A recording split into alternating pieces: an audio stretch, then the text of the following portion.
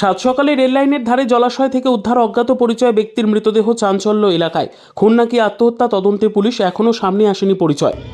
রাজনৈতিক খুন থেকে শুরু করে বিভিন্ন ঘটনা একদিকে যেমন তোলপাড় হয়ে রয়েছে জেলা, তার মাঝে রেল লাইনের ধারে জলাশয় থেকে সাত সকালে এক অজ্ঞাত পরিচয় ব্যক্তির মৃতদেহ উদ্ধারকে কেন্দ্র করে ব্যাপক চাঞ্চল্য। মালদা জেলার হরিশ্চন্দ্রপুর থানার নারায়ণপুর গ্রামের ঘটনা। হরিশ্চন্দ্রপুর রেল স্টেশন সংলগ্ন শামুখা রেলগেটের পূর্বে একটি জলাশয়তে অজ্ঞাত পরিচয় ব্যক্তির মৃতদেহ ভাসতে দেখে স্থানীয়রা। খোঁজ দেওয়া হয় হরিশ্চন্দ্রপুর থানায়। হরিশ্চন্দ্রপুর থানার পুলিশ এসে দেহ উদ্ধার করে মালদা মেডিকেল কলেজে পাঠিয়েছে ময়না তদন্তের জন্য। যদিও পরিচয় এখনও জানা যায়নি।